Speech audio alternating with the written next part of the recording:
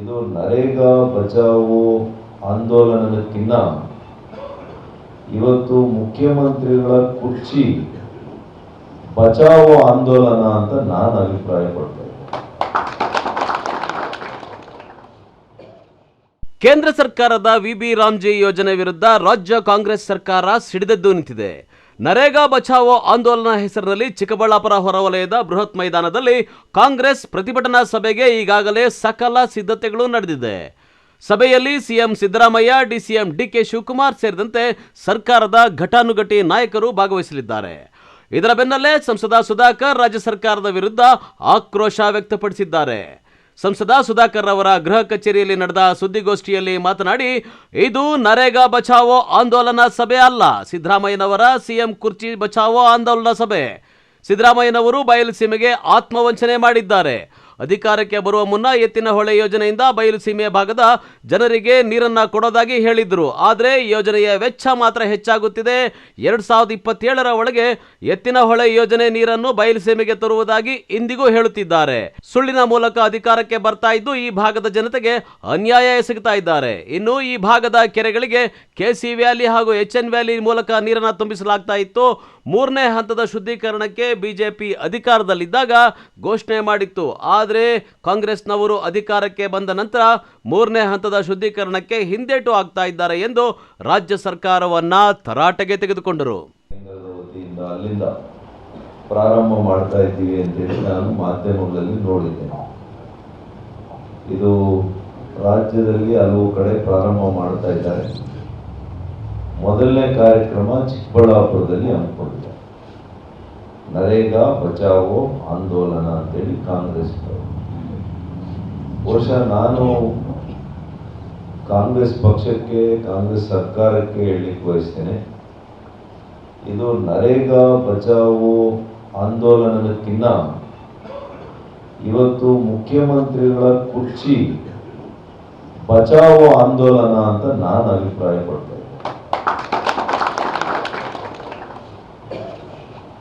ಯಾಕೆಂದ್ರೆ ಇತ್ತೀಚೆಗೆ ಅವರ ಟ್ವೀಟ್ಗಳನ್ನು ನೋಡಿದ್ರೆ, 3 ಟ್ವೀಟ್ಗಳನ್ನ ನೋಡಿದ್ರೆ ಬಹುಶಃ ಮಾನ್ಯ ಮುಖ್ಯಮಂತ್ರಿಗಳಿಗೆ ಎಲ್ಲೋ ಒಂದು ದುಗುಡ ಪ್ರಾರಂಭ ಆಗಿದೆ ಅಂತ ನನಗೆ ಅನಿಸ್ತಾ ಇದೆ.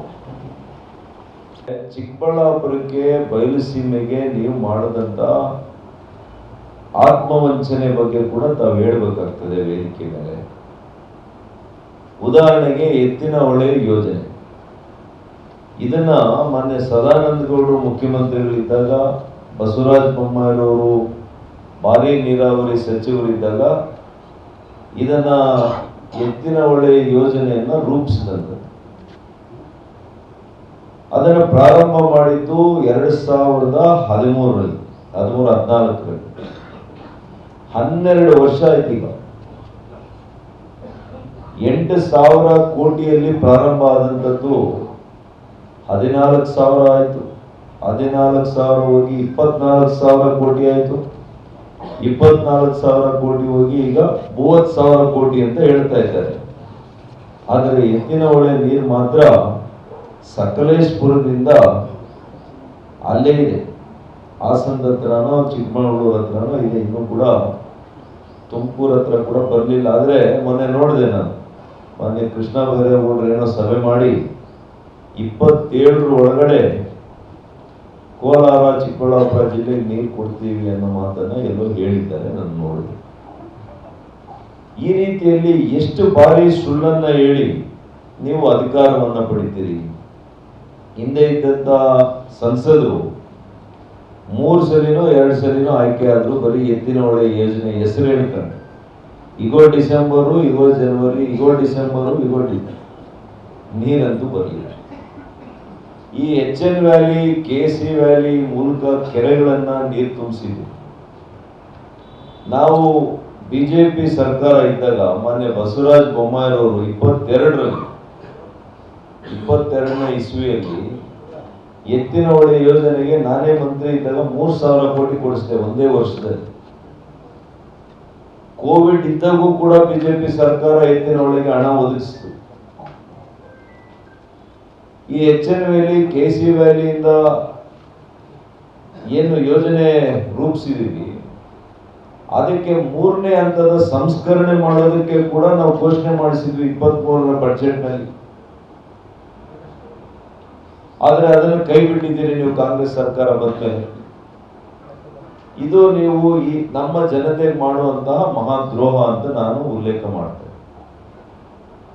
ಯಾಕೆಂತಂದ್ರೆ ಇಡೀ ದೇಶದಲ್ಲಿ ಕೊಳಚೆ ನೀರನ್ನ ಸಂಸ್ಕರಣೆ ಮಾಡಿ ಕೆರೆಗಳಿಗೆ ಒದಗಿಸಿ ಆ ನೀರನ್ನ ಸೇವಿಸ್ತಾ ಇರ್ತಕ್ಕಂಥ ಭಾರತೀಯ ಪ್ರಜೆಗಳಲ್ಲಿ ಯಾವ್ದಾದ್ರೂ ಭಾಗ ಇದ್ರೆ ಅದು ಕೇವಲ ನಮ್ಮ ಬಯಲುಸೀಮೆಯ ಶಾಪಗ್ರಸ್ತ ನಾವುಗಳೇ ಅಂತ ನಾನು ಹೇಳ್ಬೇಕಾಗ್ತದೆ. ಇನ್ನು ಕೇಂದ್ರ ಸರ್ಕಾರ ಜಾರಿಗೆ ತಂದಿರುವ ವಿಬಿ ರಾಮ್ಜಿ ಮೂಲಕ ಗ್ರಾಮೀಣ ಜನರ ಉದ್ಧಾರಕ್ಕಾಗಿ ಯೋಜನೆ ಜಾರಿಯಾಗ್ತಾ ಇದೆ. ನರೇಗಾದಲ್ಲಿ 100 ದಿನಗಳು ರೈತರಿಗೆ ಕೆಲಸ ಸಿಕ್ಕರೆ ವಿಬಿ ರಾಮ್ಜಿ ಯೋಜನೆ ಮೂಲಕ 125 ದಿನಗಳು ಕೆಲಸ ಸಿಗಲಿದೆ. ರೈತರ ಭದ್ರತೆಗೆ ಒತ್ತು ನೀಡಲು ಕೇಂದ್ರ ಸರ್ಕಾರ ಮುಂದಾಗಿದೆ. ಪಾರದರ್ಶಕತೆಯಿಂದ ಈ ಯೋಜನೆ ಕೂಡಿದ್ದು ನರೇಗಾ ರೀತಿ ಎಲ್ಲಿಯೂ ಸಹ ಅವ್ಯವಹಾರಕ್ಕೆ ಇಲ್ಲಿ ಅವಕಾಶವಿಲ್ಲ ಎಂದು ಯೋಜನೆಯ ಕುರಿತಾಗಿ ಸಮರ್ಥನೆಯನ್ನ ಮಾಡಿಕೊಂಡರು. ಮಹಾತ್ಮ ಗಾಂಧಿ ಹೇಗೆ ಭಾರತ ಇರೋವರೆಗೂ ಕೂಡ ಚಿರಾಯುವಾಗಿ ನಮ್ಮ ಮನಸ್ಸಿನಲ್ಲಿ ಅವರು ಉಳಿತಾರೆ, ಅದೇ ರೀತಿ ಮಾನ್ಯ ನರೇಂದ್ರ ಮೋದಿ ಅವರ ಸ್ಥಾನ ಕೂಡ ಭಾರತೀಯರ ಹೃದಯಗಳಲ್ಲಿ ಮನಸ್ಸುಗಳಲ್ಲಿ ಶಾಶ್ವತವಾಗಿ ಇರ್ತದೆ ಅಂತ ನಾನು ಈ ಸಂದರ್ಭದಲ್ಲಿ ಹೇಳಲಿಕ್ಕೆ ಬಯಸ್ತೇನೆ.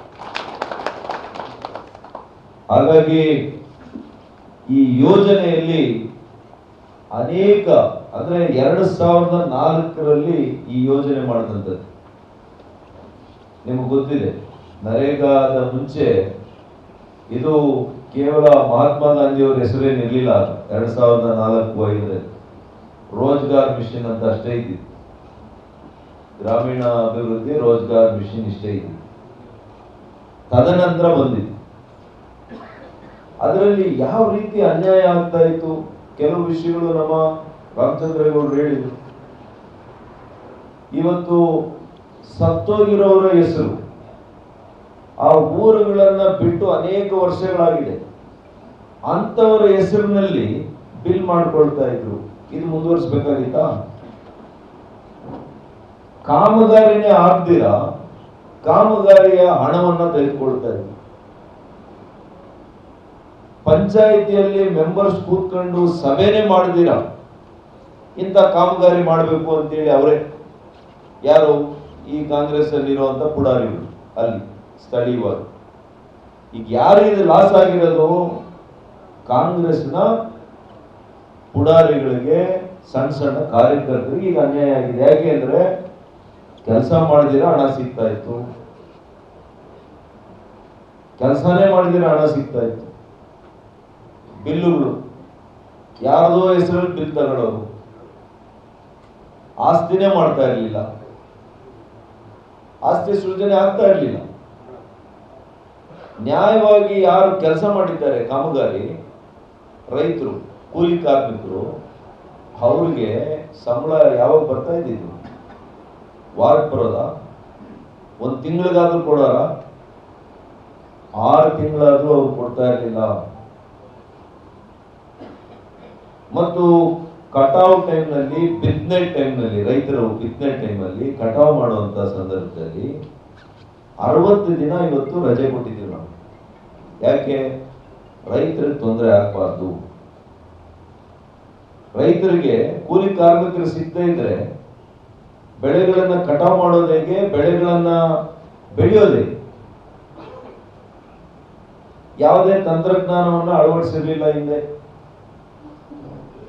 ಇವತ್ತು GPS ಅನ್ನ ಟ್ಯಾಗ್ ಮಾಡಿದ್ದೇವೆ ನಾವು, ಆರ್ಟಿಫಿಷಿಯಲ್ ಇಂಟೆಲಿಜೆನ್ಸ್ ಅದನ್ನು ಕೂಡ ಟ್ಯಾಗ್ ಮಾಡಿ ಯಾರಲ್ಲಿ ಬಂದಿದ್ರೆ ಬಯೋಮೆಟ್ರಿಕ್ಸ್ ಅಟೆಂಡೆನ್ಸ್ ಇದೆ. ಈಗ ಬಯೋಮೆಟ್ರಿಕ್ ಅಟೆಂಡೆನ್ಸ್ ಯಾವ್ದೋ ಕಾಗದದಲ್ಲಿ ಬರೆಯೋದಲ್ಲ, ಹಾಜರಿದ್ದಾರ ಇಲ್ವಾ ಅಂತ ಡೂಪ್ಲಿಕೇಟ್ ಮಾಡೋಂಗಿಲ್ಲ. ₹1 ಭ್ರಷ್ಟಾಚಾರ ಆಗಲ್ಲ. ಈಗ ಪ್ರತಿ ವಾರ ಗ್ರಾಮ ಪಂಚಾಯಿತಿಯ ಸದಸ್ಯರುಗಳು, ಅಲ್ಲಿನ ಮುಖ್ಯವಾಗಿರ್ತಕ್ಕಂಥವ್ರು ಕೂತ್ಕೊಂಡು ಪ್ರತಿ ವಾರ ಆ ಪಂಚಾಯಿತಿಗೆ ಬೇಕಾಗಿರ್ತಕ್ಕಂಥ ಕಾಮಗಾರಿಗಳ ಬಗ್ಗೆ ವಿಶ್ಲೇಷಣೆ ಮಾಡಿ ಕಾಮಗಾರಿಯನ್ನ ಕೈಗೆತ್ತಿಕೊಳ್ಬೇಕೀಗ. ಈ ಸಂದರ್ಭದಲ್ಲಿ ಬಿಜೆಪಿ ಜಿಲ್ಲಾಧ್ಯಕ್ಷ ಸಿಕಲ್ ರಾಮಚಂದ್ರಗೌಡ, ಸ್ಥಳೀಯ ಬಿಜೆಪಿ ಮುಖಂಡರಾದ ಮರಳುಮುಕಟ್ಟೆ ಕೃಷ್ಣಮೂರ್ತಿ ಸೇರಿದಂತೆ ಮುಂತಾದ ಮುಖಂಡರು ಭಾಗವಹಿಸಿದ್ದರು. ಕ್ಯಾಮರಾಮನ್ ಪ್ರವೀಣ್ ಜೊತೆ Lakshminarayan, MMTV news bureau, Chikkaballapur.